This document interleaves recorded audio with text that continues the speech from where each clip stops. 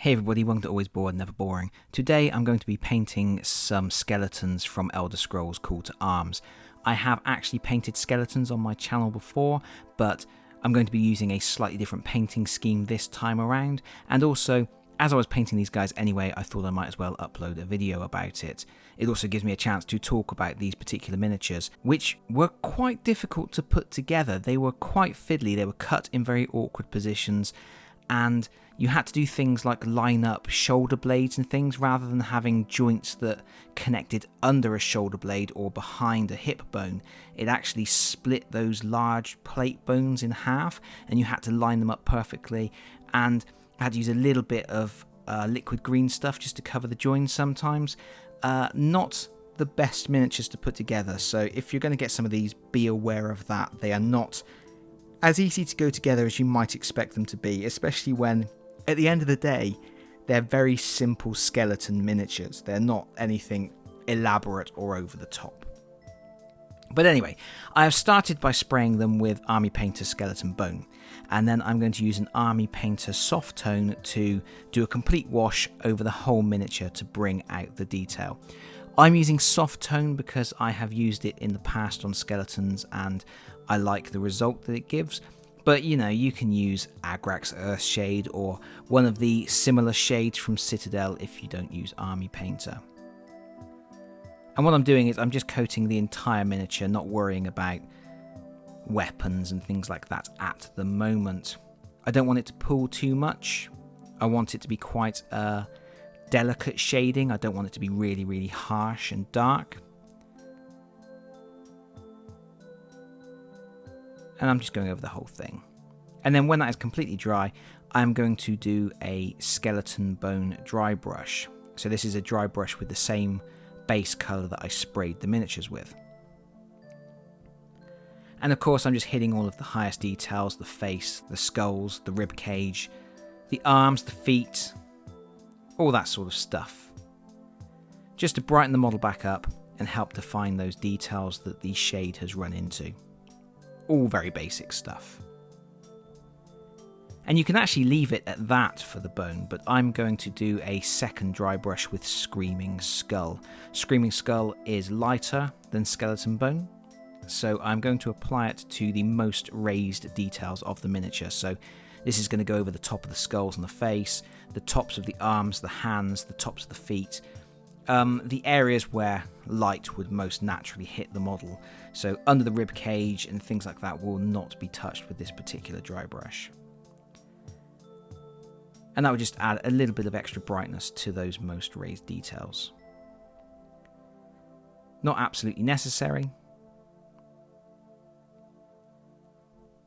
but these are so quick and easy to paint anyway, it doesn't hurt to add an extra step to your painting, unless you really are trying to get these done in next to no time at all. But once this highlight is done, that's all the bone finished. I'm now switching to Steel Legion Drab, and I'm going to paint the wooden parts of the bows, and I will also paint the quivers for the arrows. And then for the bands of leather, I will be using Dawnstone here. Just being careful not to go over any of that brown that I've already painted.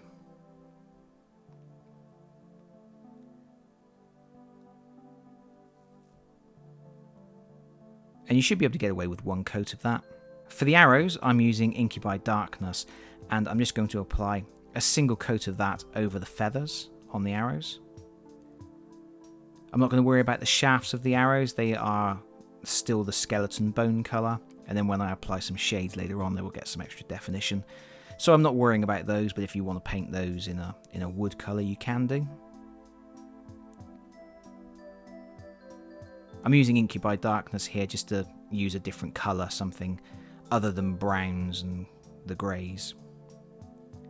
We're switching to Leadbelcher to do all of the metal. That's all of the metal detailing on the bows, and there's quite a lot of metal on these bows. They must be very heavy.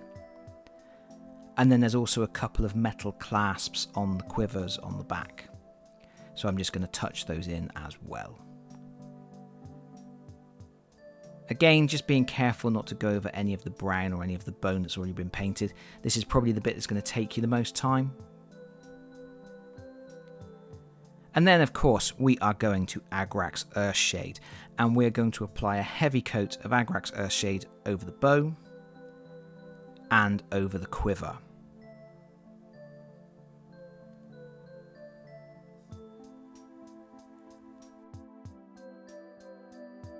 With that done, we're going to do the eyes, and we're going to use Temple Guard Blue and Lahmian Medium. And what I'm doing is I'm using a lot of Lahmian Medium and just a touch of the Temple Guard Blue. And I'm going to completely fill the eye sockets. And this is to try and get a blue glowing effect. So there's a lot of paint going into the eye socket, but when it's dried out, it shouldn't be a really overbearing blue. And then when that's completely dry, I'm going to thin out some white scar with some Lahmian Medium and just put a small dot in each socket for a pinpoint of light.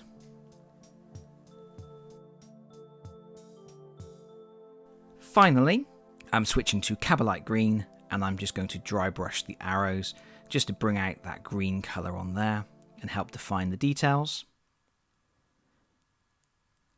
And that will be it, apart from doing the base, and here they are finished. And what I've done with the base is I've just used Stirland Mud, Astrogranite, I've glued on a couple of rocks which have been painted as well. It's all been given a wash of Agrax Earthshade, and then when that's dry I've done a Dawnstone dry brush, Abaddon Black around the base, and when it's completely dry and I've varnished the whole model, I will add a little bit of flock detailing as well, and that will finish them off. Very quick, very simple, gets them to the table done and dusted. And that's it for this video. Thank you so much for watching. I hope you have enjoyed it. If you have liked the video, please consider pressing the like button. If you really like the video, please consider subscribing if you don't already do so. And hopefully, I'll see you all again very soon. Bye bye everyone. Bye bye.